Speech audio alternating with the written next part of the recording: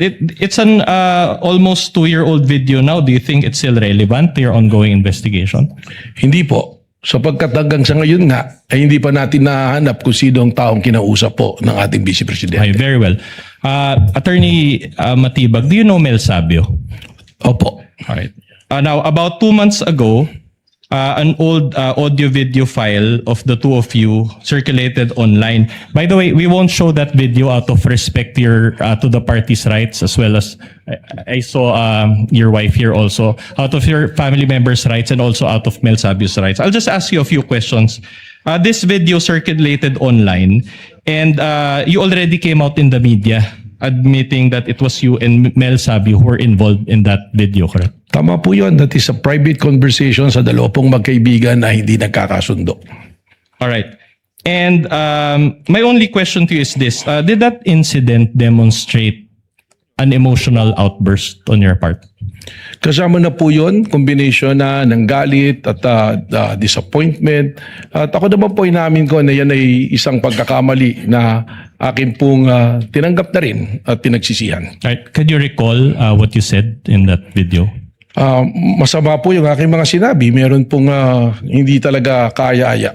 Can you recall, just to give an idea of those who were not able to I watch? cannot exactly recall because that was a really long time ago.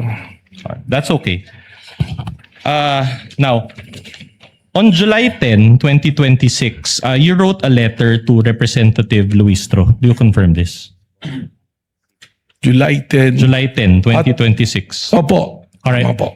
And in that letter, we can confront you with a hard copy, but we can also flash. In that letter, you mentioned, and I quote, "As Director of the Bureau, I will personally attend to represent the NBI at this summit of Director and Commissioner General level law enforcement leaders across the Asia Pacific, which will require my travel and attendance on those dates." Now, those dates pertain to July 21 to 22, 2026. So today and tomorrow. Do you confirm this? Opo. All right. Now, in that letter, there was a prior letter to that, correct? Which you received from FBI Director Kash Patel. Tama po. Do you personally know Kash Patel? Hindi po, pero hindi po siya personal ko kilala. All right. And did you inform him at any point that you're a lawyer? Hindi ko po alam kung alam niya na abogado. Okay. That's interesting because in the letter, and I'll use my pointer again, he referred to you as Dear Director Attorney Matibag, which in this record was submitted to this honorable court through the prosecution on July 13, 2026.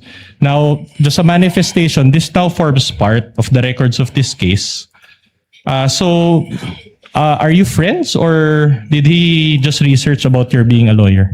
Ganito po kasi ang nangyari dyan.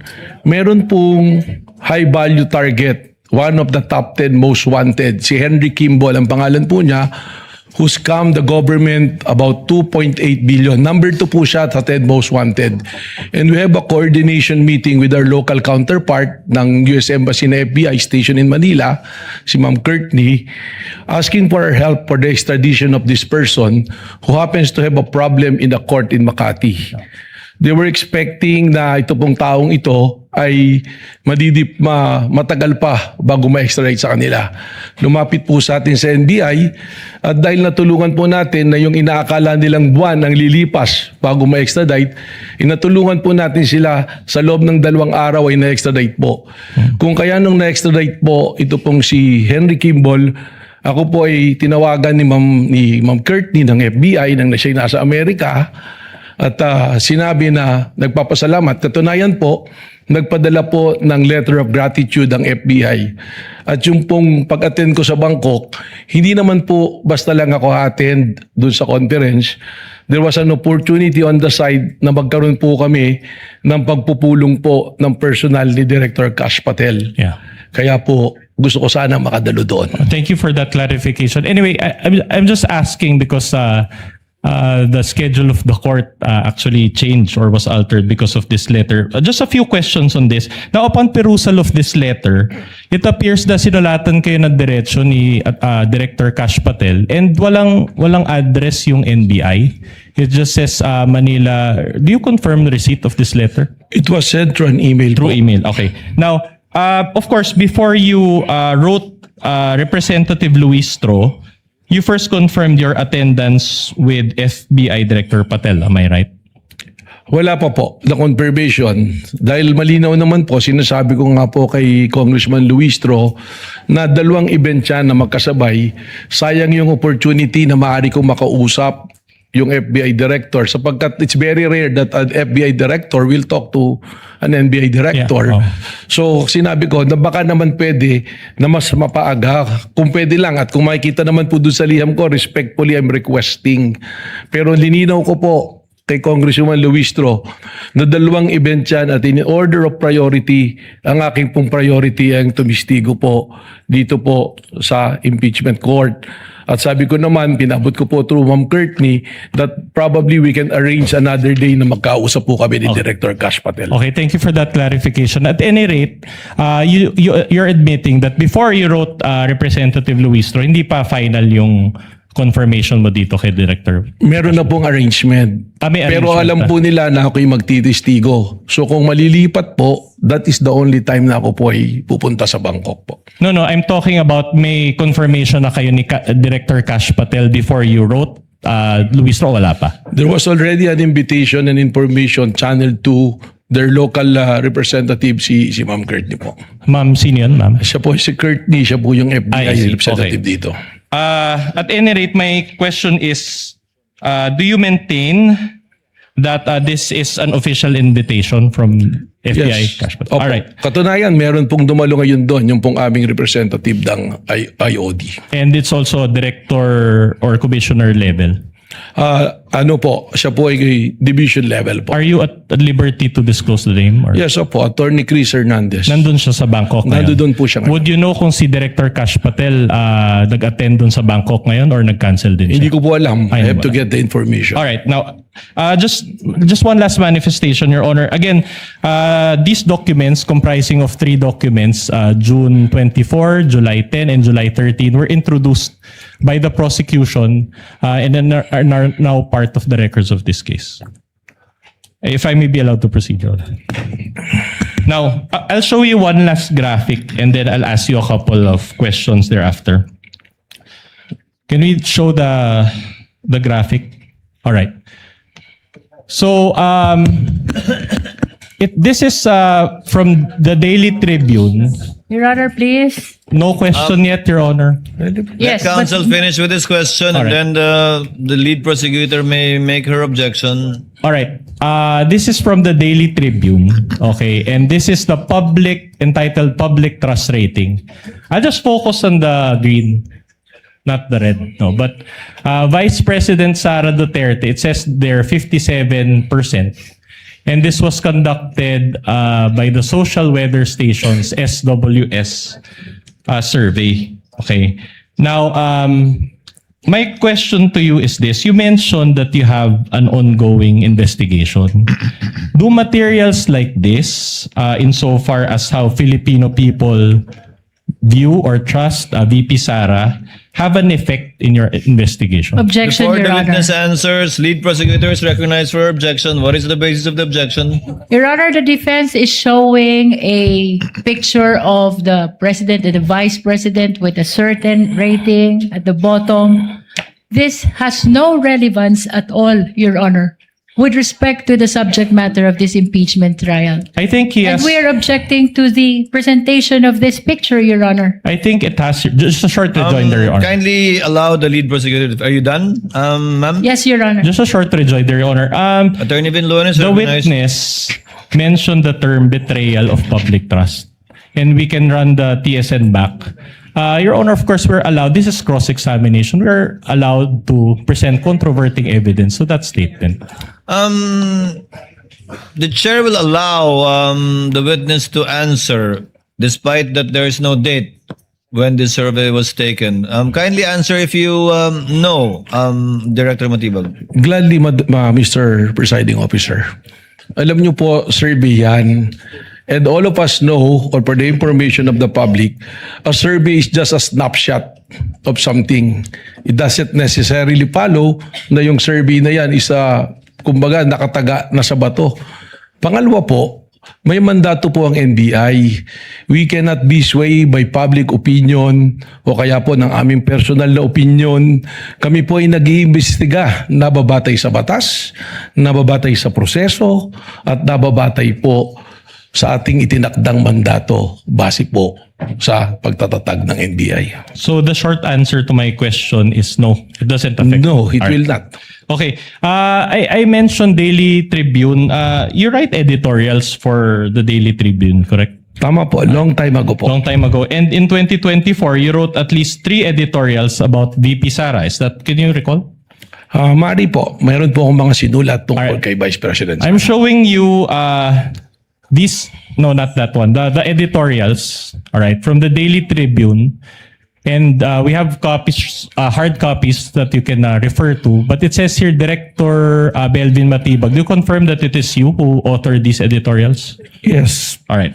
Now, I'm showing you the first one entitled Inday Sara, the Bratinela, dated September 12, 2024. Do you confirm that you wrote this editorial?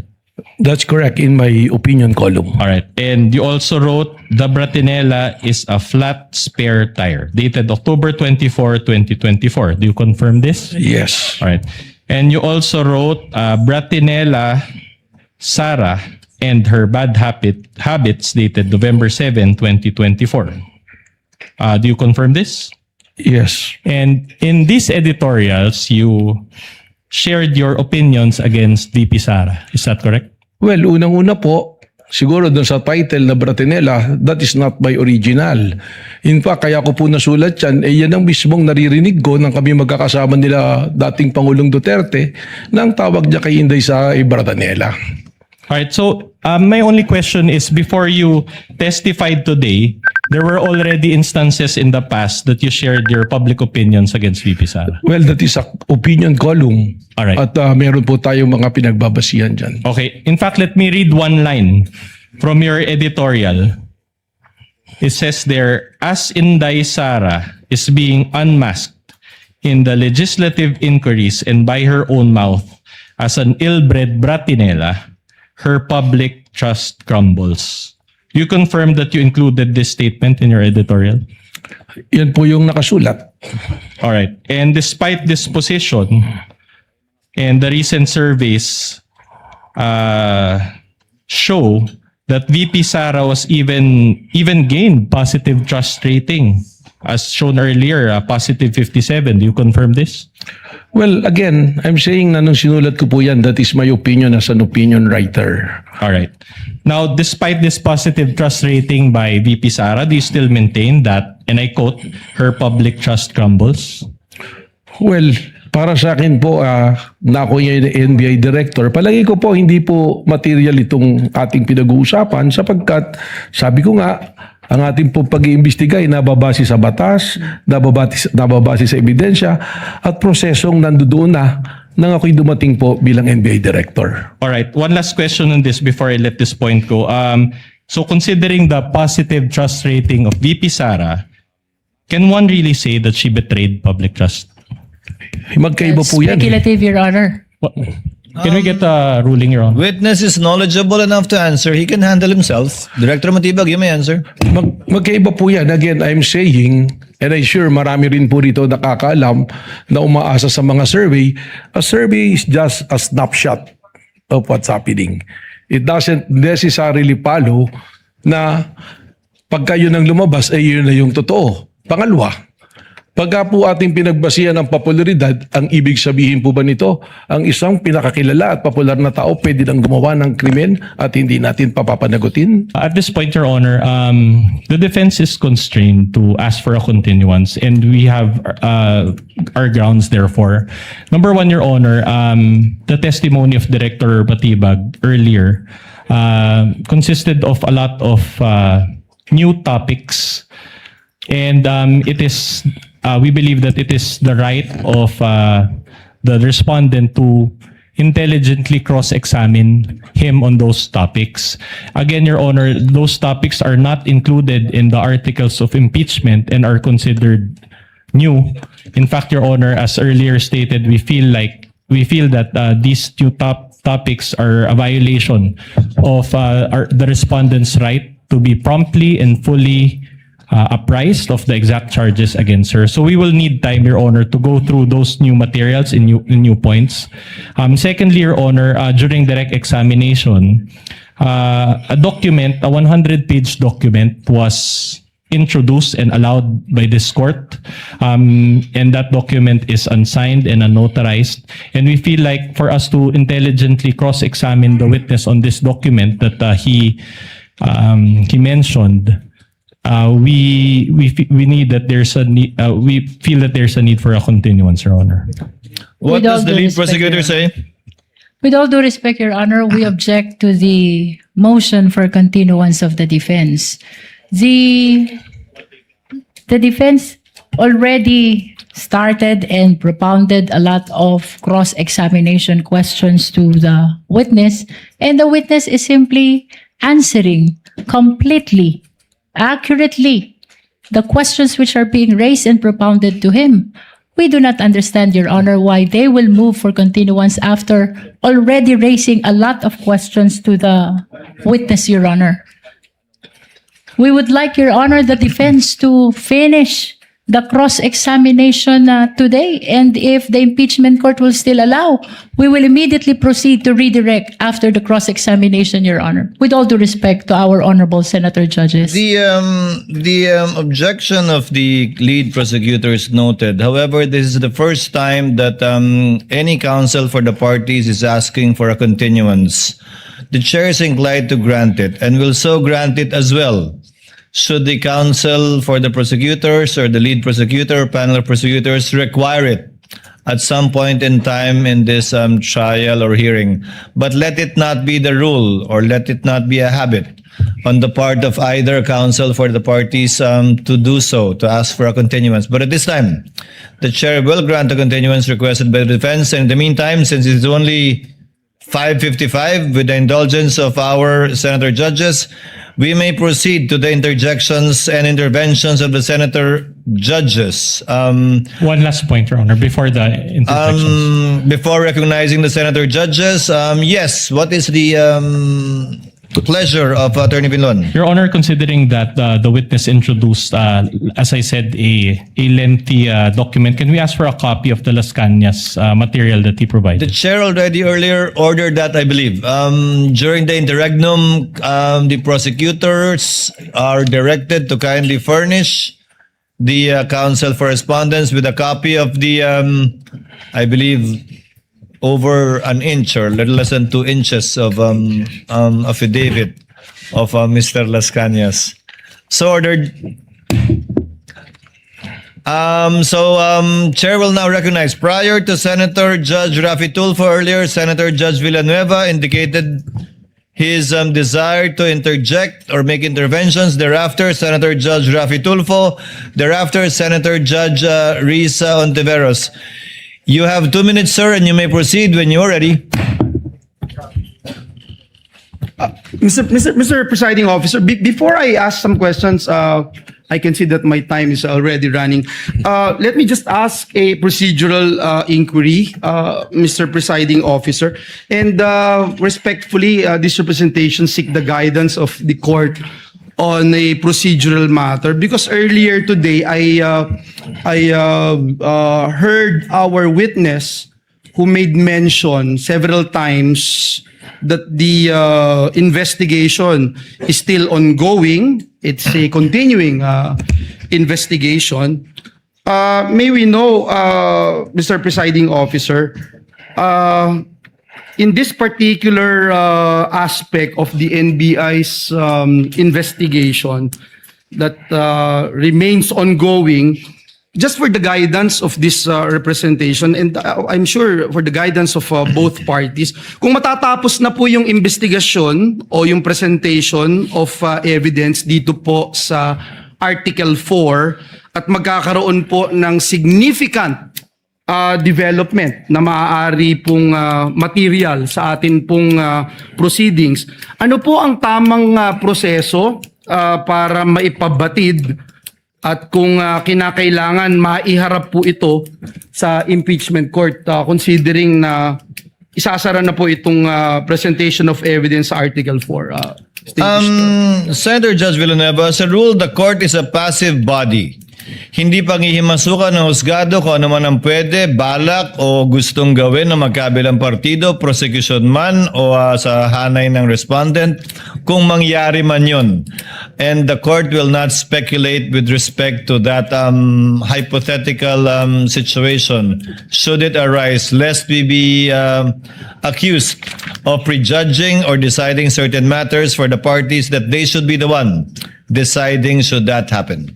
Thank you very much, Mr. President, Mr. Presiding Officer. And in fact, I would suggest na kung maaari ay i-consider because we feel that the suppletory application of the revised rules of court under Rule 6 most directly po doon sa Section 24, Rule 119 of the Rules of Criminal Procedure provides, and I quote, "At any time before finality of the judgment of conviction, the judge may motu proprio or upon motion with hearing in either case reopen the proceedings to avoid a miscarriage of justice." Close quote. So just to put on record, Mr. Presiding Officer, na ito po yung magiging proper procedure. Marami pong salamat. That is an option that the court may take, as the rule itself suggests. But at this juncture, the presiding officer would rather leave it to the parties, given that this is an adversarial proceeding, and the parties should know what they should do for the interest of their respective clients. Thank You may you. proceed, sir, with your questions. You have 2 minutes. Thank you, Mr. Presiding Officer. Thank you, Mr. President. Just one question to our witness, Director Matibag, for the benefit of the court and this representation. Maaari po ba ninyong ipaliwanag kung paano ini-evaluate po ng National Bureau of Investigation ang isang aligasyon na ang isang tao ay nag-utos o kumontrata ng iba upang magsagawa ng isang krimen? Bilang bahagi po ng inyong investigasyon, tinukoy po ba ninyo kung ang ganito pong aligasyon ay maaaring pumasok sa mga umiiral na probisyon ng ating revised penal code o iba pang special penal laws? Director Matibag, I'd like to ask this question because I believe, I don't know if you would agree with me, that the Bureau's role is to determine whether the facts may actually give or the facts may give rise to a criminal liability under our penal laws. Now, the constitutional function of this court, however, is different. We are not sitting as a criminal court to determine guilt beyond reasonable doubt. Rather, we are called upon to determine whether the respondents' alleged acts constitute impeachable offenses, including betrayal of public trust. So magkaiba po yung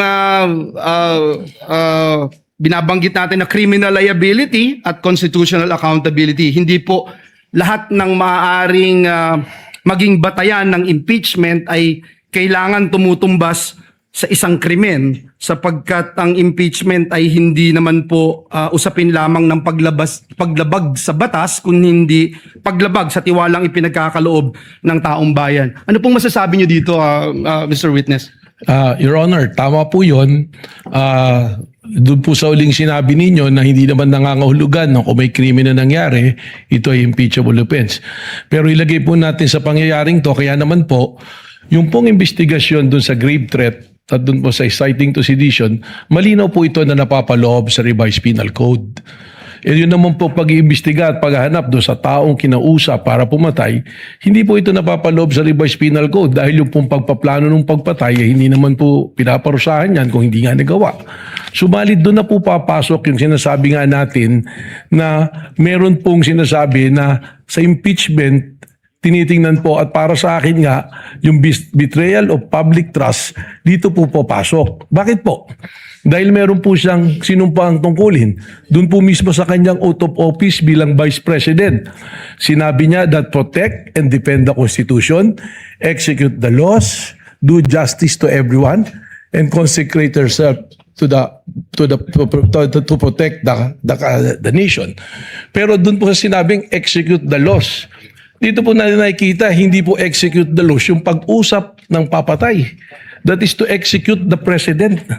Kaya doon po papasok yung magkaiba na betrayal of public trust.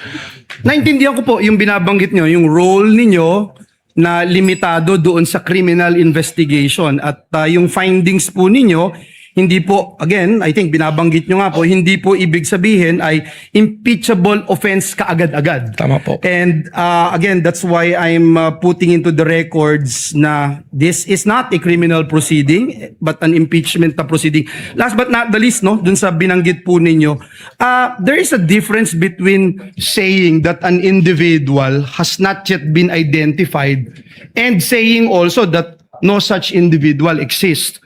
So, ang una, nangangahulugan na Mayroon. nagpapatuloy pa po yung Bureau sa pagberipika at pagbavalidate ng impormasyong mayroon ito. Sa ikalawa naman po ay isang konklusyon na matapos ang isang investigasyon. Director Matibag, maaari po ba ninyong ipaliwanag yung kahalagahan ng distinction na ito sa point of view of the NBI sa inyong pag-iimbestiga? Doon na po natin dihiwalay. Before the witness answers, kindly wind up after Yes. that question, Senator Judge Joel. Witness may answer. Yes. Doon nga po natin inihiwalay yung investigasyon na nangyari doon sa grave threat at inciting to sedition. Pumasok na po tayo doon sa pag-iimbestiga kung saan hinahanap natin yung kinausap. At bakit po tayo naniniwala na may kinausap? Sapagkat doon sa pronouncement po mismo ng Vice Presidente na may kinausap siya at pumayag. Ang naging basehan nga po dito yung aking pong testimonya kanina na yung 5-point field po na pinagbabasihan ng National Threat Assessment Center na ginagamit po ng Secret Service po ng Amerika. Okay po. Siguro hilingin ko na lang, Mr. Presiding Officer, at sa ating witness, kung matapos po yung inyong ongoing at sinasabi niyo nga pong continuing investigation, ay ma-inform lang din po ang korteng ito. Maraming salamat, Your Honors, Mr. Presiding. Thank you, Senator Judge Villanueva. Senator Judge Tulfo Rafi is recognized for his interjections and interventions. You have 2 minutes, sir, for your questions. You may proceed when you're ready. Mr. Witness, are you familiar with the case of Ronel Mas? Opo. Napanood ko po yan. At that time, hindi pa kayong NBA director no, or not connected to NBA whatsoever. So, tell us briefly dito sa kaso ni Ronel Mas. Sa pagkaalala ko po rito, itong si Ronel Mas ay isang guro na kung saan siya ay nagsabi na kung sino ang papatay sa dating Pangulong Rodrigo Roa Duterte ay papabiyaan niya ng 50 million. At sa pagkakaalala ko po, ang National Bureau of Investigation rin po ang tumugis at tumuli sa kanya, particularly po ang aming pong opisina sa Region 1. At siya po ay kinasuhan po ng pagbabanta at itinuring po na ang threat niya ay isang malaking threat po. Hindi lamang sa dating Pangulo kundi po sa ating pong national security. In other words, pinalin siya ng case ng inciting to sedition. And he was arrested warrantless. It was a warrantless arrest, right? Tama po. Okay, so isang guro nagbanta sa dating Pangulo, agad-agad inaresto ng walang warat. Now, itong yung VP Sara, si Vice President Sara Duterte, na nagbanta rin kay Pangulong Duterte at kay Pangulong Marcos. Anong difference ng dalawa? Well, ang pagkakaiba po nila, itong si Rene Mas ay isang guro, si Vice President, isa naman pong Vice President, At siguro po ito ang naging konsiderasyon kung bakit hindi siya inaresto agad. So ibig sabihin ng NBI pala ay tumitingin sa tinatawag na special treatment. I cannot So ibig speak. sabihin hindi pala patas sa NBI. Bakit get- nung panahon ni Pangulong Duterte, isang guro na nagsabi may patong sa ulo na 50 million si dating Pangulong Duterte, kung sino man makapagpapatay sa kanya, agad-agad inaresto ng walang warrant of arrest. And then ito naman si BP Sara na sabi nyo, allegedly nagbigay ng death threat against President Marcos at hindi inaresto. I cannot speak for the NBI at that time, Your Honor, sapagkat yung mga pangyayari pong yan, wala naman ako sa NBI pa po. Subalit, ang ari ko pong ibahagi sa inyo, ipamarapatin po ninyo, ayun na nga pong aking pakikipagtalastasan sa aming pong mga foreign counterparts na akin din napag-aralan at sinasabi nila na sa kanilang jurisdiction, kung merong isang pagbabanta na ginawa ng Vice Presidente, ay maaaring agad na ikulong at matanggal kaagad po sa pwesto.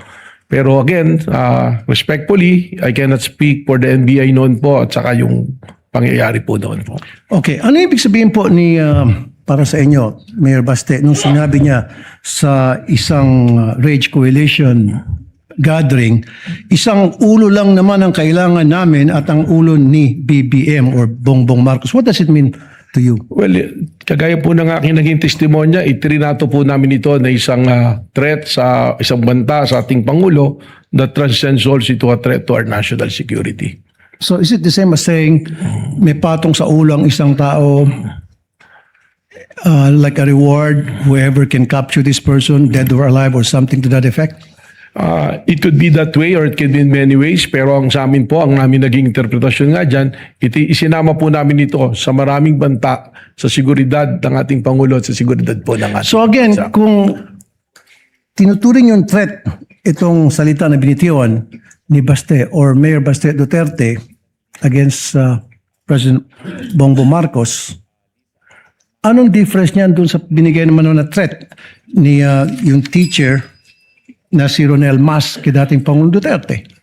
Yung pong naging banta ni Mayor Basti Duterte ay ipinasok po natin sa mas maaba pang pagsusuri, kaya po isinama natin ito po doon sa ating continuing threat assessment po. So why was he not arrested? Tulad na nangyari sa teacher na si Ronel Mas.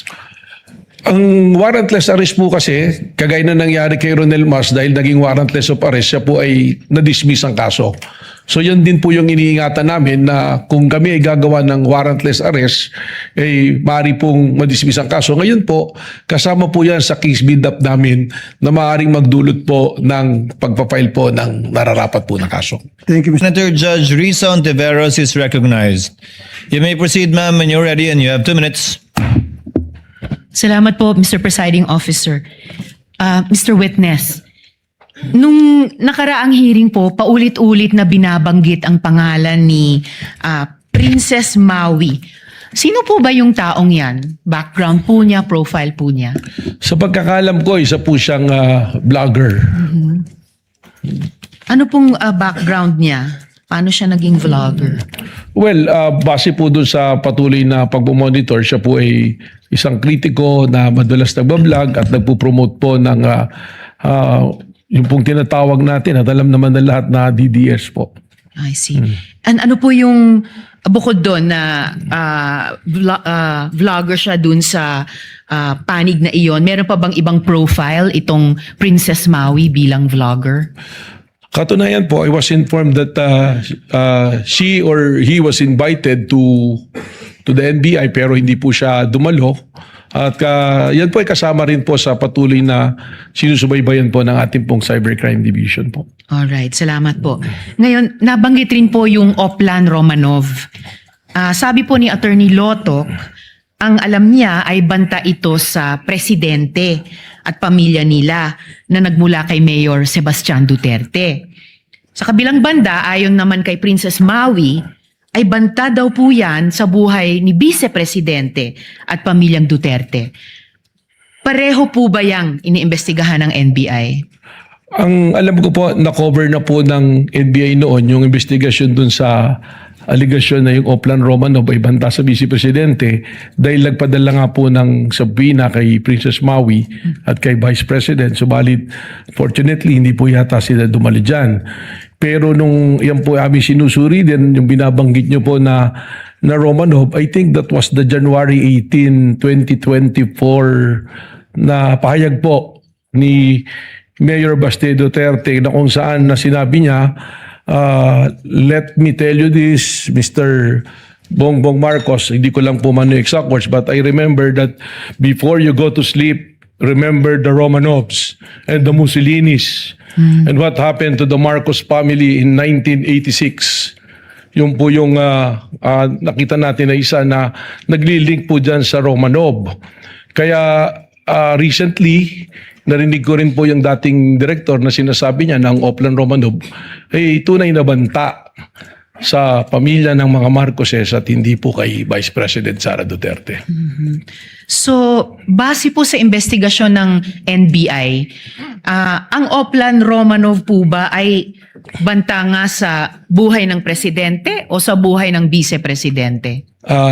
Your Honor, yan po ay kasama pa rin sa aming tinutukoy po ngayon.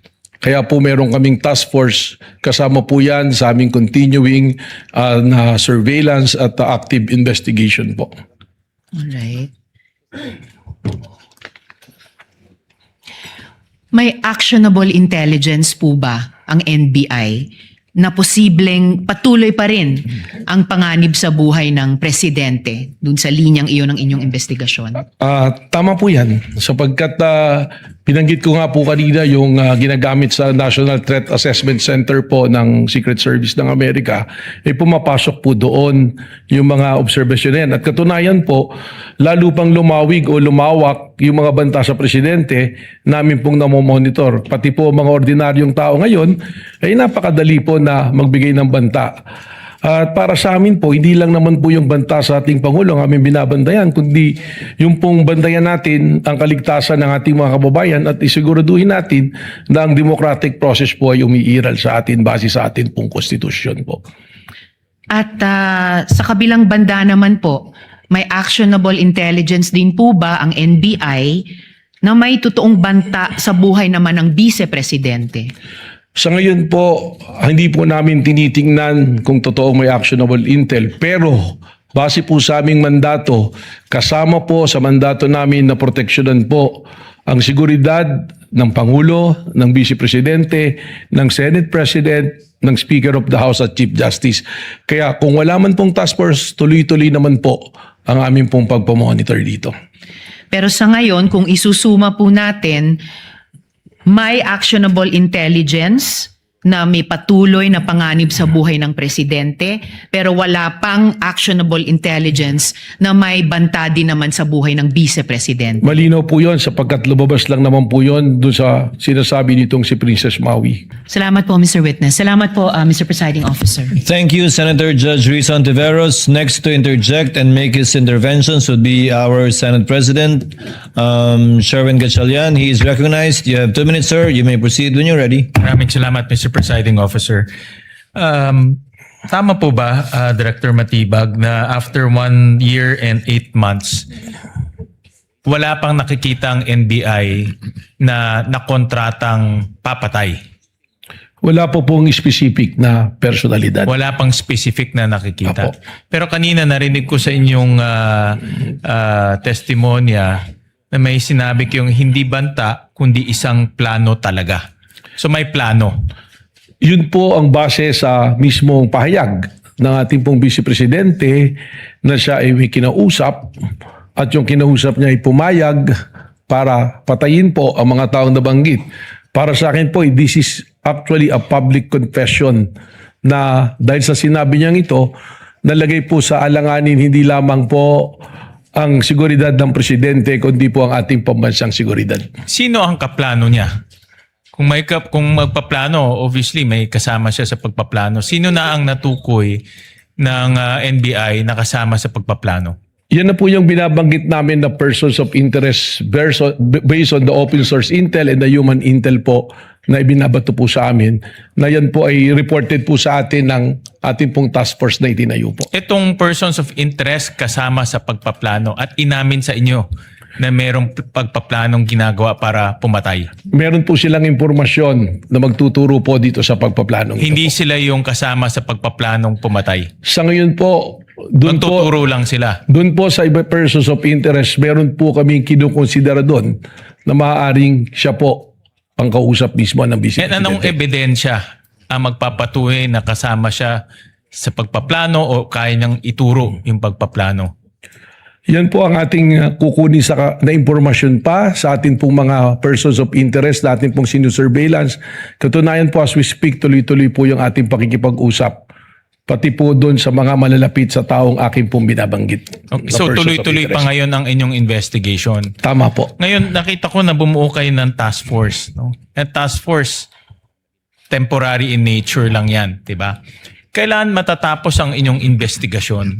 Dahil nga nasabi ko, 1 year and 8 months na ito, ngayon may bagong task force. So kailan matatapos itong investigation? Ito po ay matatapos finally pag atin pong na-locate specifically ang taong kausap ng Vice Presidente. At ito naman pong task force, bukod po sa seguridad ng Presidente, we are also guarding po na walang gulo, na yung pong mga destabilization ay atin din pong Hindi, pero mabantayan. kailan matatapos yung investigation para matukoy kung sino yung nakontrata? Only in the time po na atin pong matukoy na finally yung ating pong... Kailan ngayon? Do you have a time I ca- frame? I cannot- Base doon sa pag-uusap nyo dito sa persons of interest nyo. Kailan? Kasi like I said, no, November of 2024 to, may bagong task force ngayon. But in your opinion, no, gusto ko kasi malaman, malapit na ba o malayo pa? I cannot give the exact time, but the task force was established on April 16 and it's doing a great progress po. So sa palagay ko po, malapit na rin natin itong mahanap itong taong ating punto. Can you give me an explanation on yung great, quote-unquote, great progress? Marami pong report na pumasok po sa atin at may mga pangalan po talaga na na-identify natin pong pinupuntahan po. And can you give me a time frame kung within 3 months, 6 months, matutukoy na itong kakontrata? As Can we you look give me a at time frame? An indicative time frame? as we go on to the progress, probably po within the 3 to 6 months magkakaroon po tayo Magkakaroon, mas malinaw po na data tungkol po dito. But in 3 to 6 months, matutukoy na natin yung kakontrata. Yun po ang ating inaasahan. Okay. In the meantime, nasabi nyo kanina na merong kinetic force. No, ito ina-assume ko na may nai-impluwensyahan.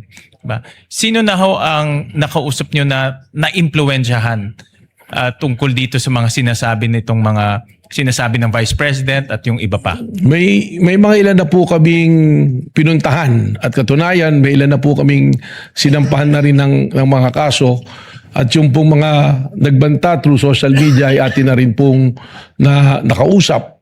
At yung iba naman po ay sa ngayon ay kasalukuyang humaharap po sa investigasyon po. So, last question. So itong dahil sa kanilang pananalita, nagkaroon ng kinetic force at na-influensyahan ito. At base sa inyong paano niyo nasabi na influensyahan itong mga taong ito? Kagaya po nung aming mga nakausap, malinaw din po that they're always targeting the head of the president.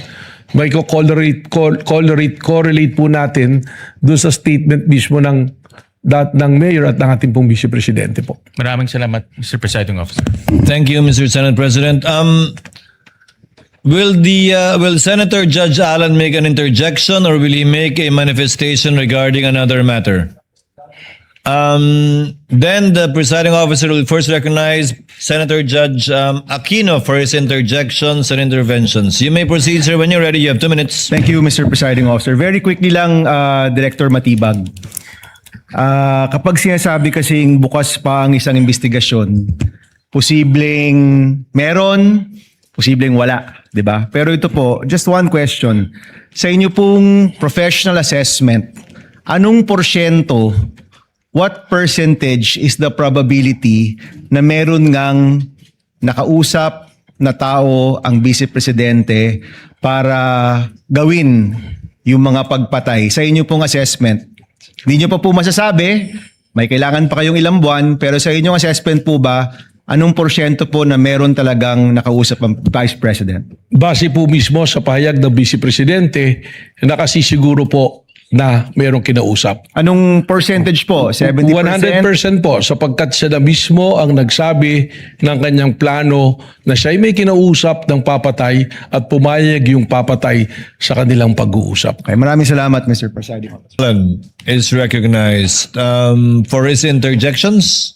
Before that, on the same point of Senator Bam, may I just manifest that I have submitted, Presiding Officer, Mr. Senate President, written continuing objection to the ruling on the Presiding Officer dated 20 July 2026 on the subpoena. But according to the journal service, it will not be included in the journal. May I move that it be included in the records? In the records, whatever is more convenient for everyone. It will definitely be in the record and transcript, Your Honor. We will see what we can do about the journal. Can we get back to you? Yes. Because there's a technical difficulty, I We were believe. just under the impression na until today. That's why hinabol ko ng 531, then nilagay ko na lang possible supplemental. But whatever is more convenient for the Then clerk of court. the chair will entertain a motion to reconsider the approval of the journal earlier so that we can include this in the journal and then approve it. If you would like to make that motion, Your Honor. Well, may I move that we reconsider approval of journal just so that we can include what we agreed on yesterday, which is the written objection. There is a motion to reconsider the approval of the journal of yesterday, July 20, 2026, in order to include as part of the journal the written manifestation of Senator Judge Alan Cayetano, as we have done so with respect to Senator Judges Villanueva, Marcos, Go, Villar Camille, and Legarda. Absent any objections, the motion is approved. Journal is reconsidered. And the insertion of the manifestation of the Honorable Cayetano is so included, so ordered. Thank you, dear colleagues. Would you like to complete the process and move for the approval of the Yes, journal now? we move Senator the Judge approval with the amendment, not an insertion. The journal is approved as amended by inserting the manifestation of Senator Judge Alan Cayetano. Is there any objection? Hearing none, the same is approved sans the reading of the same.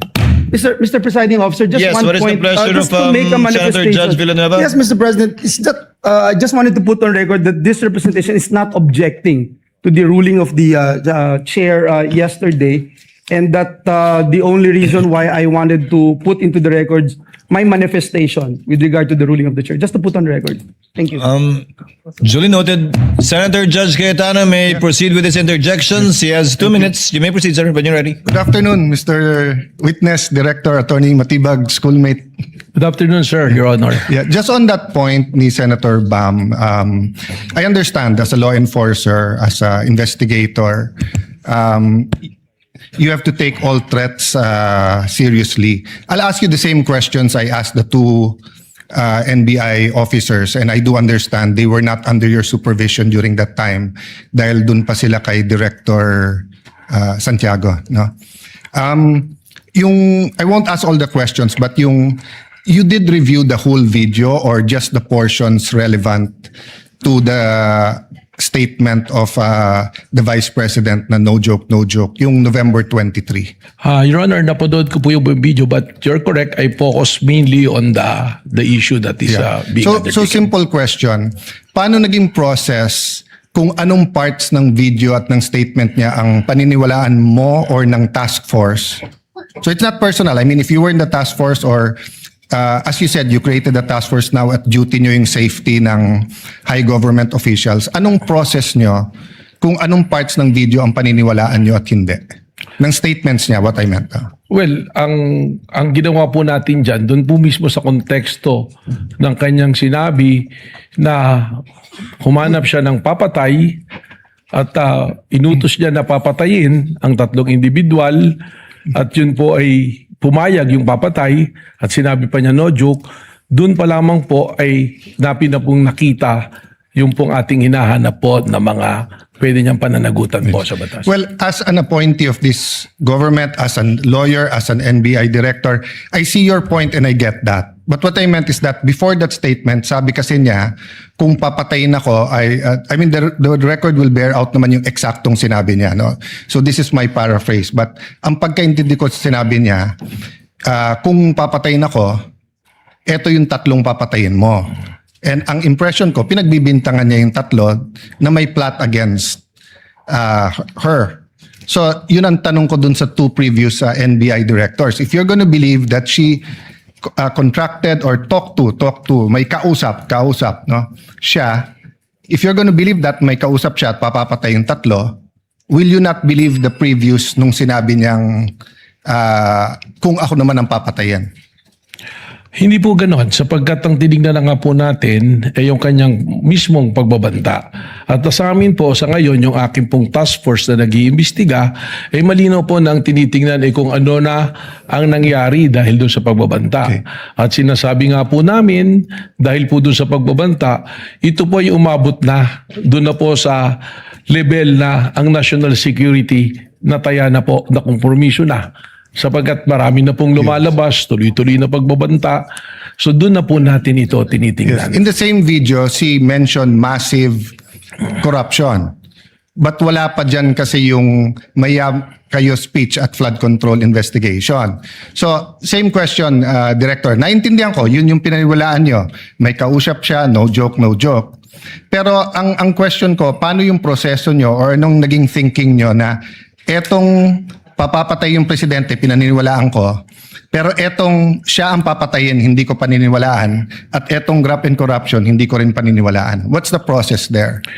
Well, ang proseso po dyan ay tinignan naman natin doon po sa pagbabanta niya, kung sa grave threat po yung pag-uusapan natin, alam naman po natin na yung threat na yan is absolute dahil nandoon naman po yung elemento eh.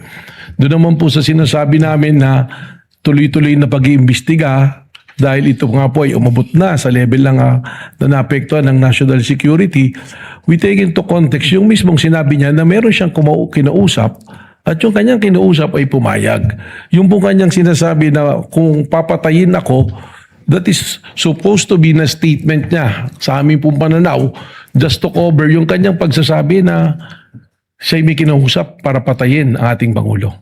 Okay, I won't argue with you, yun yung proseso nyo. But in the meantime, there were 3 statements. Massive corruption, kung papatayin siya, patayin. So, focusing dun sa patayin yung tatlo kung papatayin siya. In the meantime, tumutuo yung yung massive corruption lumabas afterwards, di ba? So, just one other point. At the beginning of the prosecution's questions to you, and I think the defense had a question about what can you investigate. Can you repeat your answer?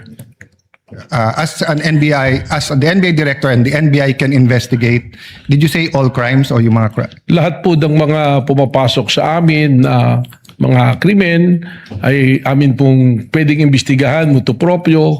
Ganon din po yung mga krimen na meron pong nagreklamo na araw-araw na may pumupunta sa aming tanggapan para magreklamo. Ito po yung aming iniimbestigahan. At meron din pong mga iniimbestigahan kami na inutos po ng Department of Justice, and by the very nature under the Constitution po ng Office of the Ombudsman, they can delegate the National Bureau of Investigation to... So as a general rule, you can investigate any crime motu proprio? More than the investigation of the crime is also the protection of our nationals. Yes. Saka po siyempre siguraduhin na promote ang ating demokrasya hindi nakukompromiso. Yes, but sa investigation lang. So you can investigate any crime? Tama po. Yeah. Isn't that against the Republic Act 10867? The statute the that gives statute you of- power? The act reorganizing and modernizing the National Bureau of Investigation. Sabi dito sa inyong Section 4, the NBI shall have the following powers and functions. Undertake and investigate the detection of crimes and offenses enumerated under Section 5. Section 5, may enumeration, human trafficking cases in all airports, extrajudicial, extralegal killings committed by state security forces against media practitioners' activities, killings of justices and judges, violation of 100175, otherwise known cyber crime act, Prevention Act, cases against Interagency Graft Coordinating Council and violations of the anti-dummy law. Tapos, cases involving threats, security assaults against persons of the President, Vice President, Senate President, Speaker of the House, Chief Justices. Walang congressman, senators, unlike judges lahat. Transnational crimes pursuant to existing international agreements, identification of dead victims in case of mass fatalities, incidents caused by natural disaster, and violation of commercial, economic, financial, white-collar crimes, nakadyan yung law. So, exclusive yung enumeration. Then, provided, however, if that the President or Secretary of Justice may direct the NBI to undertake investigation of any crime when public interest so requires. So, hindi ba limited ang pwede niyong imbestigahan except that ang DOJ at President ang pwede mag-atas? That's my last question. Yes. Kindly wind up. Well, Witness may answer. Yes. Yung pong ating listahan na yan, tama po, nandiyan dyan. Subalit, hindi naman po sinasabi na nalilimita dyan ang aming pong pag-iimbestiga. Sapagkat malinaw po ang mandato ng NBI that we are the primary investigating body. Yun lamang nga po, merong mga kaso, kung ito po ay bumagsak na sa jurisdiction halimbawa ng PNP na kanilang iniimbestigahan, we can still help and coordinate at the same way na kung kami po ay nag-iimbestiga at ang PNP pwede rin pong tumulong Well, po sa amin. Director, if that's your interpretation, that goes against what they taught us in law school, na pag exclusive yung enumeration, you cannot add. And at the end of the enumeration of Section 5, nakalagay nga dito, however, the President and Secretary of Justice may direct you to undertake investigations of any crime. Why do they have to say any crime if you can do it any crime? If you can investigate any crime after all? It seems that you're expanding your jurisdiction by yourself. Well, we'll be doing po yan sapagkat we have also our primary role to make sure that law and order is being promoted through the NBI din po. Senator Cayetano can avail of the second round later or tomorrow, since I believe Attorney Matibag, Director Matibag, forgive me, will still be here for the continuation of cross. Senator Judge Rafi Tulfo thereafter. Senator Judge Pangilinan. Senator Judge Rafi Tulfo, you have, I believe, one question, right? Actually, two questions, Your Honor. You may proceed, sir. The 2019 SEA Games, correct? Tama po. Alright. And the 2019 SEA Games came prior to this 2024 press con, correct? Tama po. Okay. Do you intend, my next question is this, do you also intend to investigate the alleged corruption involving the unaudited So may nag-order sa na-arrestuin si I Ramos? don't have that recollection. Hindi ko po alam, but the arrest was made by the regional office po of Region 1 po. So would you admit now na illegal yung ginawa ng NBI noon na pag-aresto kay Ronel Mas na walang warrant? Well, si Ronel Mas po was released precisely the reason why meron pong lapses po dun May po sa lapses. procedure. Okay. Would you also consider na the fact na merong ginawang pagbabanta si Baste Duterte na similar dito kay Ronel Mas na dapat umaksyon din yung NBI tulad ng pag-aksyon nila sa isang guro? Kaya katunayan yan nga po yung aking binabanggit na tuloy-tuloy po yung investigation sapagkat alam nyo po yung warrantless arrest, lesson nga po dyan kay Romel Marcian na dapat po kasi immediate po yung pong pag-aresto. Pag yan po ay lumipas na, hindi na po tayo pwedeng mag-aresto under the law sapagkat papasok po ito sa illegal arrest po. Last na lamang. So, make a comparison ngayon. Bakit yung isang guro na nagbanta kay dati pang Duterte agad inaresto at bakit itong isang vice president na nagbanta kay Pangulong Bongbong Marcos hindi inaresto ng NBI? I can only second guess po na maaaring may pagkakaiba po ng proseso or tinitingnan po ang administrasyon. SEA Games came prior to this 2024 press con, correct? Tama po. Okay. Do you intend, my next question is this, do you also intend to investigate the alleged corruption involving the unaudited confidential funds of the OP Office of the President, also mentioned by VP Sara. Kung meron po mga ebidensyang ilalatag sa amin para amin pong sundan, hindi po magdadalawang isip ang NBI sapagkat ito po ang mandato ng NBI. Alright, thank you for- Mag-imbestigahan ng mga krimen po, amin pong nakikita. All right, thank you for that answer. Now, do you also intend to investigate the alleged corruption involving the former speaker going around the country and giving government funds to people, also mentioned by VP Sara in that video? Your Honor, may I comment, Your Honor? What is the comment of the lead prosecutor? We are objecting to that question, Your Honor, as the same is misleading.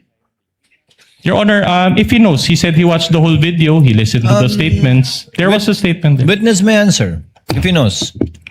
Well, kung meron po mga ebidensyang pumapasok tulad ng lahat ng aming ginagawa, we are driven by evidence and the process and the law na dapat pong sundin. All right. Now, my next question is, your wife is also a member of the House of Representatives. That is correct po. And she is Representative Maria. Your Honor, with all due respect. This is cross, Your Honor. Maybe given leeway, Your Honor. Allow the counsel to finish the question and then you may make your objection afterwards. Finish your question, counsel, for the respondent. She is Representative Maria Rene Ann Lourdes G. Matibag. Before I the witness object, Your Honor. answers, what is the objection of the lead prosecutor? The questions, Your Honor, of the defense with regards to the wife of the witness is totally irrelevant. Your Honor, And that should not be allowed. Your Honor, these are the, credibility testing questions, Your Honor, which is always relevant. The objection is overruled. It tests the freedom from bias, if any, of the witness regarding his testimony, and the chair will Nevertheless, allow Your it. Witness may answer. Your Honor, may I just enter there a was already- continuing objection on the line of questions pertaining to the wife of the witness, Your Honor. So noted. Witness may answer. Opo. All right. Now, let me direct your attention to House Resolution number 989. This is also part of the records of this case, entitled Setting Forth the Articles of Impeachment Against Vice President Sara Z. Duterte. Permission to use a pointer, Your Honor. Now, it appears that from this document Counsel may do so. that your wife is one of the endorsers of this House resolution. Can you confirm that? Yes, the name is her. It's there. Okay. Now, there's a signature page also. This document is not numbered, but it appears that it's around page 19. Can you confirm if this is your wife's signature? I think I have no authority to confirm the signature even if she is my wife. So you can confirm the signature of your NBI agent, but not your wife? It's appeared to be her signature, but I have not confronted with the document so that I can compare it. At any rate, Your Honor, may we allow? With the NBI, it's different. I testified earlier that it was presented to me, and I asked him if he signed it, and I'm familiar to his signature because he's always making submission to my office. All right. That's okay. At any rate, Your Honor, may we request, Your Honor, that we be allowed to submark this particular portion. Again, this is May already we part of the request, Your records. Honor, that the witness be confronted first with the document, and We may will we do that, request Your as well that the assisting counsel for the prosecution be allowed to approach. We will do Assisting that, Your counsel Honor. for the respondent may please confront the witness with a document in the presence of assisting counsel for the prosecutor before counsel for respondent requests it to be marked. Witness will kindly look at the document and answer their question. May I first manifest, Your Honor, that the document being presented to the witness is a photocopy. Your Honor, if at all we can agree that the court's copy be submarked, Your Honor. And we request, Your Honor, that the first page that we showed and this signature page around page 16 be submarked, even at later, Your Honor, before the clerk. It shall be done at a later time. In the meantime, by the oath of respective counsels, I believe we can rely on this copy, subject to confirmation in the marking of the actual copy that the court has. And You're referring to the impeachment resolution on impeachment, right? yes, Your Honor, but Your Honor, insofar as the identification of this witness, we are relying actually on the transmittal by the Committee on Justice, which was received by our office on May 11, 2026, Your Honor. Not So by it is- my office, but by the Secretary General of the Senate. Kindly confront the witness with the document so that he may answer intelligently. If you know only, Director Your Matibag. Honor, respectfully, That is the if I may say something, if the court Yes, will allow me. Director Matibag. In order to save time and the questioning of the defense counsel, I think he's going to the position if my wife endorses the article of impeachment so that we save time and it's on record. It's a matter of public notice. Yes, my wife is one of the endorsers of the impeachment. Duly noted. Counsel, move on. All right, thank you for that admission, Director Matibag. And despite that spousal relationship that you admitted, you decided to appear and testify today, correct? My decision to be a witness is by virtue of a subpoena issued by the Honorable Court and by invitation of the Committee on Justice, the prosecution. However, the job of my wife as a legislator is totally detached from me being the director of the National Bureau of Investigation. Okay, my next question is, but the court did not issue a subpoena for you to appear today.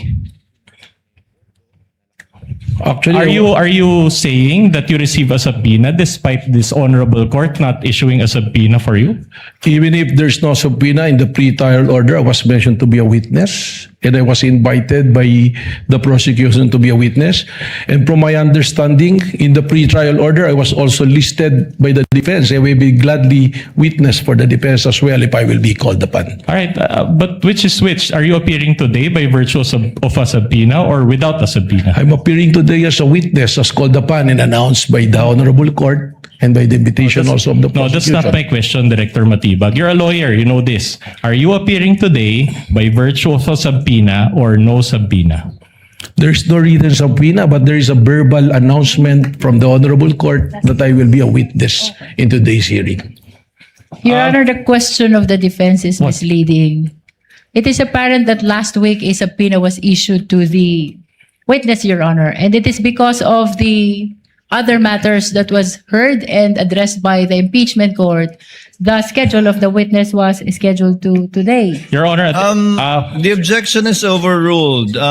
First, asked and answered, and for the record and information of the senator judges, the presiding officer confirms that no subpoena was issued to Director Matibag.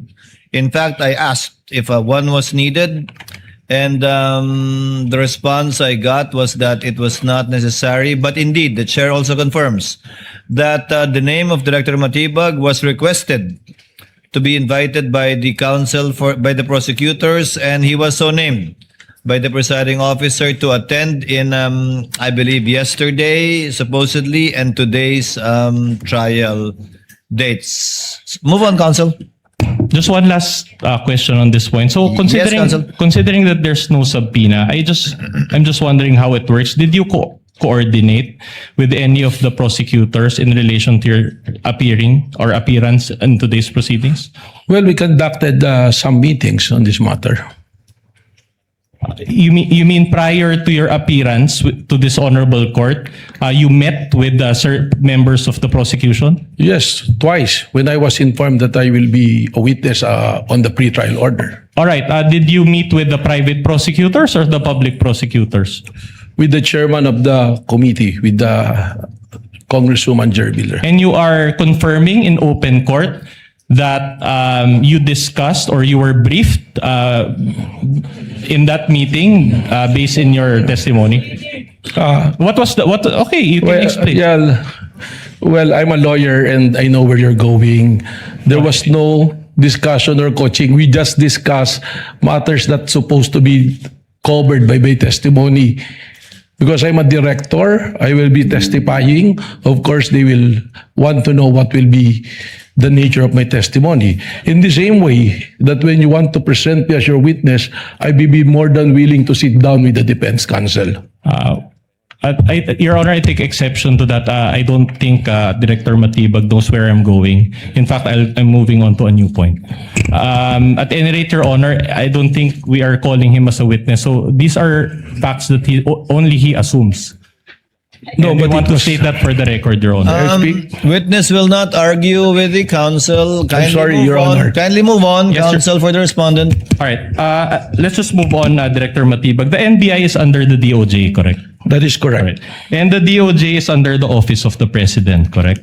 That is correct. Now, BBM, in short, BBM has control and supervision over both NBI and the, Your Honor, sorry, I am hearing comments from the prosecution. I don't mean any disrespect to the President. It's just for purposes of abbreviation, I'm just calling him BBM. But at any rate, I'll move on to my question. So BBM has control and supervision over both the NBI and the DOJ, correct? That is not exactly correct. Only on the matter of appointments, but we enjoyed independence in the matter of investigation. I'm glad you mentioned that. Do you confirm that you're an appointee of BBM? Well, it's only the president who can make an appointment. I think it is provided for in the law. What's the answer? Yes. Yes, okay. And so my question to you is this: did BBM participate in the NBI's investigation in any way? No. No. All right. So don't you consider your appointment as NBI director as participation on the part of BBM? No. No. Okay. The affidavit of investigation, it was submitted to the DOJ for evaluation, correct? Further evaluation and finding if there's enough reason to file a case before the regional trial court or the proper courts. All right. And during your direct testimony, you also mentioned that as we speak, it is still pending, correct? That is correct. All right. Now, in other words, in terms of formal charge to be filed in court, that is still not available at this time, correct? It's in the jurisdiction of the National Prosecution Service, which is under the Department of Justice. But insofar as the case that the NBI filed with the DOJ, is it not the case that that charge does not include contracting for the assassination? That is correct. What was filed was grave threat and inciting to sedition. So in other words, at this point, VP Sara is not being made to answer for contracting for assassination, correct? That is exactly what that my testimony covered. That she is being investigated for contracting a person to kill the president. And that is a continuing threat not only to the life of the president, but to the national security of our country. Not responsive, Your Honor. My question is if she's already being made to answer to that particular charge. Made to answer, counsel, meaning Subpoenaed. has she been subpoenaed? I'll be more specific. Has she been subpoenaed in terms of contracting for assassination? Well, in this impeachment court, she is being on trial. And that is very well covered by the articles. To me, as a lawyer, not only as an NBI director and as a former dean, that is a betrayal of public trust to me because she made an oath of office that she will protect, defend the Constitution, execute laws, do justice to others. Director and Matibag, let the to self. court intervene at this juncture. That is not responsive to the question of counsel. Kindly just answer the question. Has the NBI issued a subpoena against the Vice President with respect to the crime of contracting a killer, allegedly? At this point, Your Honor, not yet. Not yet. Okay. Please proceed, counsel. That's enough. So no subpoena as of now. But in other words, has there been any affidavit of investigation relating to contracting for assassination? My understanding is there was a subpoena issued at that time during the investigation to the Vice President and the lawyer submitted an affidavit. No. Again, not responsive, Your Honor. I'm talking about an affidavit of investigation executed by the NBI. Not in yet. terms of not yet. Okay, so at this point, would you agree with me that the DOJ has not found any basis for contracting for assassination? Wala pa po sa Wala yun. pa. Alright. So at this point, as of today, there's simply no evidence to warrant the filing of a formal charge for contracting for assassination, correct? That's why kung babalikan po natin yung aking testimonya, this is a continuing and an open investigation as to the contracting a killer. So in other words, the reason why these are not present at this time because your investigation is still ongoing. It's a case build-up and an open, active investigation. All right. Very well. Now, you mentioned about grave threats and inciting to sedition. My question to you is, these subject matters fall under the category of felonies, correct? That's correct. Yeah. Now, in fact, based on the penalties involved as provided by law, these fall under the jurisdiction of the first level trial courts, correct? Yes. All right. Now, moreover, for one to be declared guilty of these felonies, the burden of proof is guilt beyond reasonable doubt, correct? That is correct. Now, guilt beyond reasonable doubt, is this a low threshold or a high threshold? Beyond reasonable doubt, of course, it's a high threshold. In fact, it is the highest threshold in That is criminal law, correct. correct? So in other words, para lang for the benefit of the Filipino people watching, so hindi ka pwedeng magsampa ng kaso nang hindi mo kayang patunayan, correct? Tama po yun dahil meron pong Memorandum Circular number 20 ng Department of Justice kung saan sinasabi that when you file cases, there should be a reasonable certainty of conviction. Thank you for that clarification. So if the threshold is guilt beyond reasonable, if this threshold of guilt beyond reasonable doubt is not reached, then the accused must be acquitted, correct? Tama po yan. And insofar as grave threats or inciting to sedition, it is the trial courts that will decide that, correct? That is correct. Not the DOJ. The DOJ will submit the information and the resolution for prosecution. At the end of the day, it will be the court who will say whether it's guilty or not.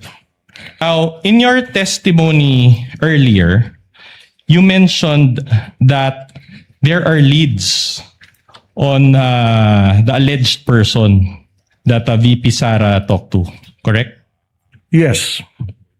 But let me ask you this. During that press con, did VP Sara mention the word assassin? Wala po. All right. Now, the investigation on these leads, are these already final? Pakiulit po. The investigation based on these leads that you mentioned, are these already final? Hindi po. Hindi pa Malinaw po sinabi ko that this is a continuing and open investigation po. All right. So, in other words, you haven't given any opportunity for VP Sara to confront this alleged person, correct? Hindi pa po. All right. But will you agree with me that confronting this alleged person is part of due process? Tama po. Kaya mas maganda nga po kung si VP Sara mismo magsabi dito kung meron siyang kinausap at kung sino kinausap. But is that part of the SOP also, that you give an opportunity for VP Sara to confront? Tama po. Pag natukoy na po namin kung sino ang taong kanyang kinausap, that is the time na siya po ay aming kukomprontahin para siya po ay masagot niya kung itong taong talaga ito ang kanyang kinausap para patayin ang Pangulo. All right. My next question is very simple. So you offered your testimony before this impeachment court, even you performed SOP or giving opportunity to VP Sara to confront? Malinaw naman po yung sinabi ko. Pag nakita po namin kung sino ang taong kinausap, saka po namin siya kukomprontahin, kasama po ang taong iyon at kasama po ang mga willing na nagbibigay ng human intel para harapin po ang akusasyon na yun. So considering that you're still pursuing those leads, don't you think that your testimony today is premature? Hindi po. Sapagkat malinaw naman po sa statement ng ating Vice Presidente na meron siyang kinausap para patayin si Bongbong Marcos, si Lisa Marcos Araneta, si Martin Romualdez, at sinabi pa niya na walang biro to us sa law investigation. Applying po namin yung pong methodology na ginagamit ng Secret Service sa Amerika, ay papasok po rito na ito isang malinaw na confession ng isang tao na meron siyang isang plano na pagpatay. Okay, I'll move on, but I'll ask you, isn't that a trial by publicity, which is not sanctioned by our laws? Hindi po. Sapagkat kaya nga po namin hindi nilalabas yung aming pong mga confidential at secret na investigation. Lamang nga po, tayo'y pinatitistigo rito na kailangan natin pong sabihin kung ano na ang naging takbo ng investigasyon. At malinaw naman po sa aking testimonya na dito sa continuing open investigation, active investigation, na kung saan meron pong mga persons of interest. At pag tinanong po natin ito sa mga nakakaunawa ng law enforcement, ganito po talaga ang practice ng law enforcement. In fact, you mentioned during your direct testimony that you cannot give further details, correct? It's Tama po. classified. Okay. So, with all due respect, I'll ask this in Filipino, with all due respect to you, Director Matibag, kung hindi nyo pa po pala kayang magbigay ng detalye, bakit nyo pa po nilabas na may leads kayo in the first place? Sapagkat gaya po ng sinabi ko, malinaw naman na yung pagsasalita ng ating Vice Presidente na siya ay kumausap ng papatay at pumayag yung papatay na patayin ang mga individual na ito, meron na pong pagkakasundo na gagawin po ang isang krimen. Yeah, but my point is, wouldn't that prejudice your ongoing investigation that you come out here and you make statements that you already have leads? Objection, Your Honor. That is speculative. Witness may answer. Kaya nga po ang dahilan na hindi ko mabanggit kung sino po yung mga persons of interest dahil doon po makukompromiso ang investigasyon na gumugulong. Okay, at any rate, if this ongoing investigation progresses, that is the only time that a different charge will be executed against the Vice President. Balikan ko po Speculative, ulit. Your Honor. Babalikan ko po ulit. Para po sa amin, malinaw na ang pagkontrata sa pagpapatay o ng papatay sa mga pangalang binanggit ay nandoon na. Applying the methodology ng Secret Service na binanggit ko po kanina. Ang hindi na lang po natin nakikita ay kung sino ang taong kinausap. Kaya ito po ay still open and continuing investigation. At any rate, it's not yet final, correct? Tama po. All right. Now, you mentioned that the NBI is still conducting an investigation, ongoing investigation. Do you still use the video of the November 23, 2024 press con in this ongoing investigation? Isa po ito, sabi naging batayan para po doon sa 5-point the standard na tinitingnan po namin ay amin pong matugunan. All right. It's an almost 2-year-old video now. Do you think it's still relevant to your ongoing investigation? Hindi po. Sapagkat hanggang sa ngayon nga, ay hindi pa natin nahanap kung sino ang taong kinausap po ng ating Vice Presidente. Okay, very well. Attorney Matibag, do you know Mel Sabio? Opo. All right. Now, about 2 months ago, an old audio-video file of the two of you circulated online. By the way, we won't show that video out of respect to to the party's rights, as well as I saw your wife here also, out of your family members' rights and also out of Mel Sabio's rights. I'll just ask you a few questions. This video circulated online, and you already came out in the media admitting that it was you and Mel Sabio who were involved in that video, correct? Tama po yun. That is a private conversation sa dalawa pong magkaibigan na hindi nagkakasundo. All right. And my only question to you is this. Did that incident demonstrate an emotional outburst on your part? Kasama na po yun, combination na ng galit at disappointment. At ako naman po inamin ko na yan ay isang pagkakamali na akin pong tinanggap na rin at pinagsisihan. All right. Could you recall what you said in that video?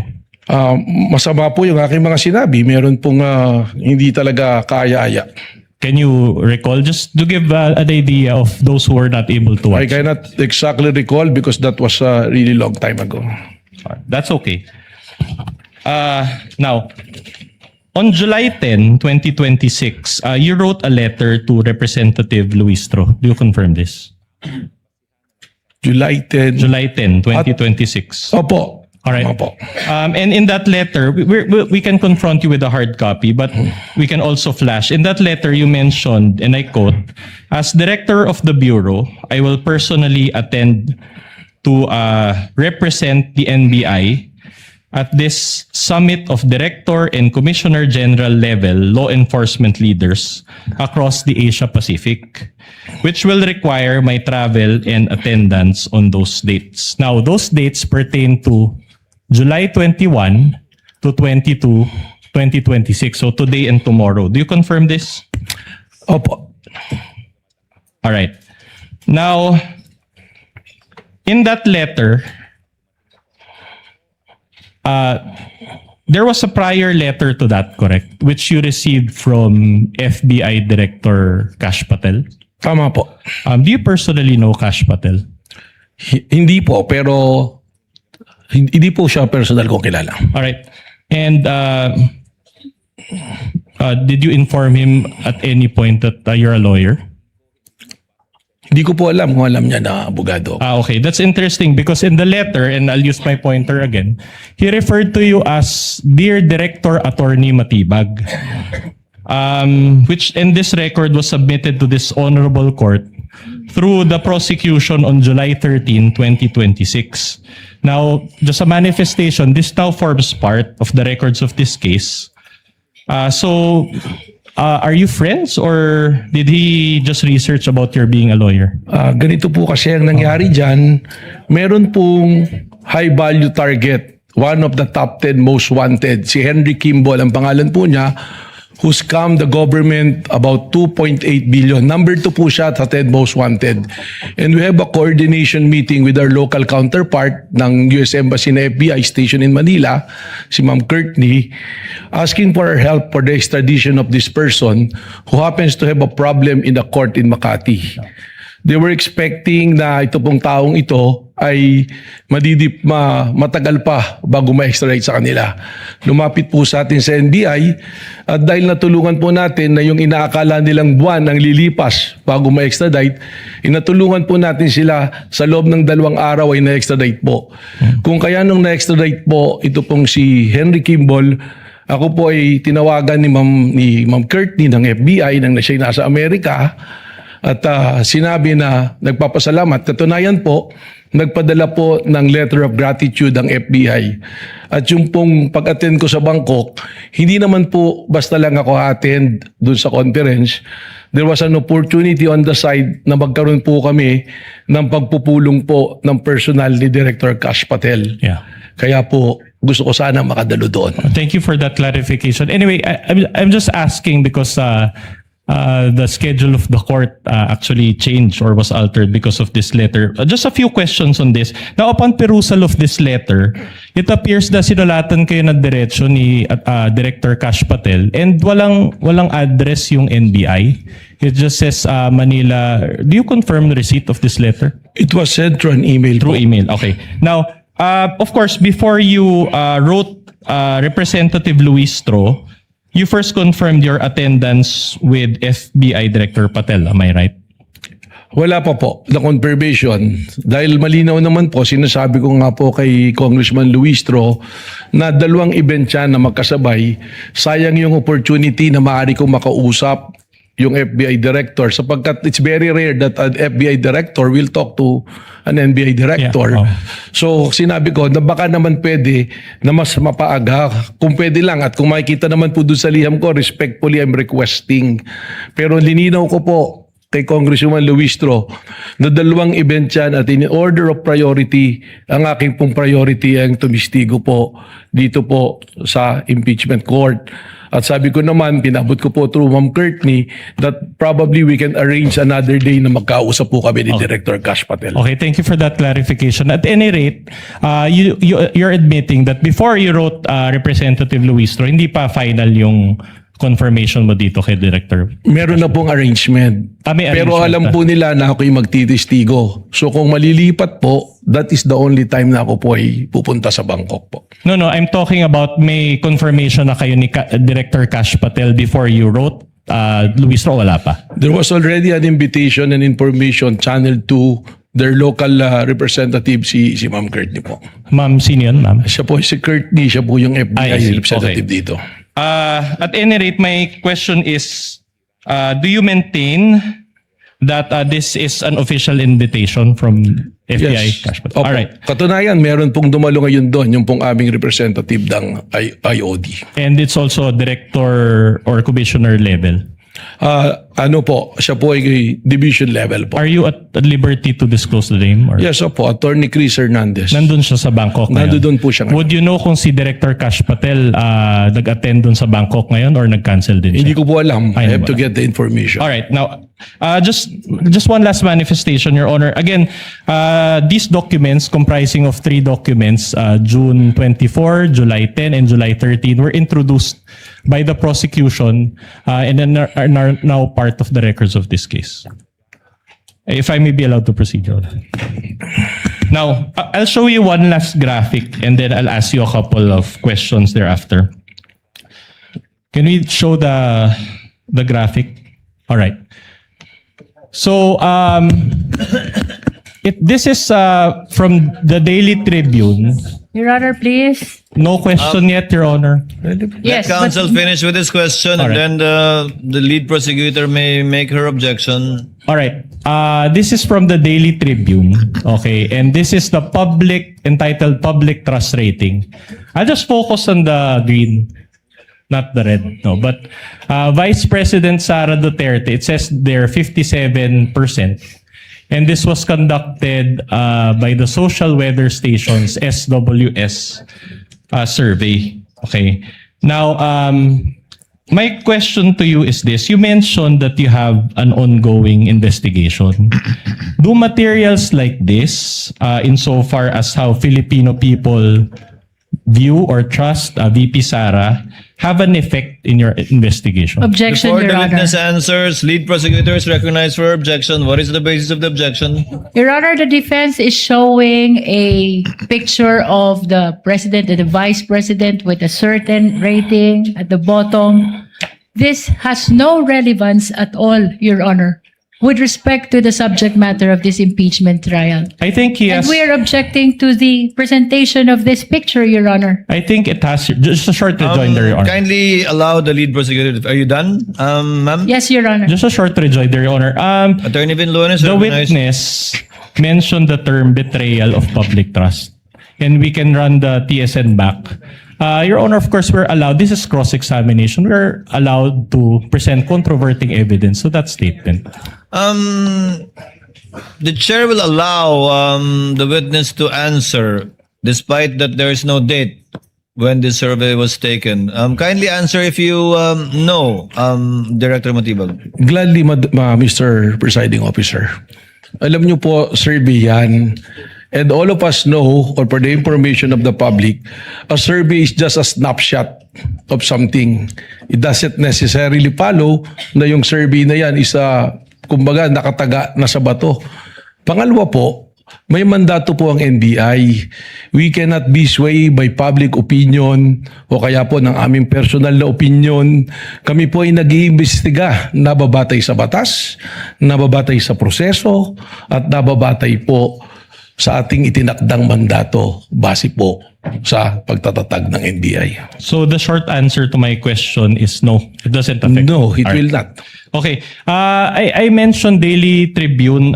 You write editorials for the Daily Tribune, correct? Tama po, long time ago po. Long time ago. And in 2024, you wrote at least 3 editorials about VP Sara. Can you recall? Mari po, mayroon po akong mga sinulat tungkol Alright. kay Vice President. I'm showing you not that one. The editorials, all right, from the Daily Tribune. And we have copies, hard copies that you can refer to. But it says here, Director Belvin Matibag. Do you confirm that it is you who authored these editorials? Yes. All right. Now, I'm showing you the first one entitled Inday Sara, the Bratinela, dated September 12, 2024. Do you confirm that you wrote this editorial? That's correct in my opinion column. All right. And you also wrote, the Bratinela is a flat spare tire, dated October 24, 2024. Do you confirm this? Yes. All right. And you also wrote, Bratinela Sara and her bad habits, dated November 7, 2024. Do you confirm this? Yes. And in these editorials, you shared your opinions against VP Sara. Is that correct? Well, unang-una po, siguro dun sa title na Bratinela, that is not my original. In fact, kaya ko po nasulat yan, yan ang mismong naririnig ko nang kami magkakasama nila dating Pangulong Duterte nang tawag niya kay Inday Sara ay Bratinela. Alright, so my only question is, before you testified today, there were already instances in the past that you shared your public opinions against VP Sara. Well, that is a opinion column. Alright. At meron po tayong mga pinagbabasihan dyan. Okay, in fact, let me read one line from your editorial. It says there, as Inday Sara is being unmasked in the legislative inquiries and by her own mouth as an ill-bred Bratinela, her public trust crumbles. You confirm that you included this statement in your editorial? Yan po yung nakasulat. All right. And despite this position and the recent surveys show that VP Sara was even gained positive trust rating, as shown earlier, a positive 57. Do you confirm this? Well, again, I'm saying na nung sinulat ko po yan, that is my opinion as an opinion writer. All right. Now, despite this positive trust rating by VP Sara, do you still maintain that, and I quote, her public trust crumbles? Well, para sa akin po, na ako yung NBI director, palagi ko po hindi po material itong ating pinag-uusapan sapagkat sabi ko nga, ang ating pong pag-iimbestiga ay nababase sa batas, nababase sa ebidensya at prosesong nandoon na nang ako'y dumating po bilang NBI director. All right. One last question on this before I let this point go. So considering the positive trust rating of VP Sara, can one really say that she betrayed public trust? Magkaiba po yan. Speculative, Your Honor. Can we get a ruling, Your Honor? Witness is knowledgeable enough to answer. He can handle himself. Director Matibag, you may answer. Magkaiba po yan. Again, I'm saying, and I'm sure marami rin po rito nakakaalam na umaasa sa mga survey. A survey is just a snapshot of what's happening. It doesn't necessarily follow na pagka yun ang lumabas, ay yun na yung totoo. Pangalawa, pagka po ating pinagbasihan ng popularidad, ang ibig sabihin po ba nito, ang isang pinakakilala at popular na tao pwede nang gumawa ng krimen at hindi natin papapanagutin? Your Honor, at this point, Your Honor, the defense is constrained to ask for a continuance, and we have our grounds therefore. Number one, Your Honor, the testimony of Director Batibag earlier consisted of a lot of new topics, and it is we believe that it is the right of the respondent to intelligently cross-examine him on those topics. Again, Your Honor, those topics are not included in the articles of impeachment and are considered new. In fact, Your Honor, as earlier stated, we feel that these two topics are a violation of the respondent's right to be promptly and fully apprised of the exact charges against her. So we will need time, Your Honor, to go through those new materials and new points. Secondly, Your Honor, during direct examination, a document, a 100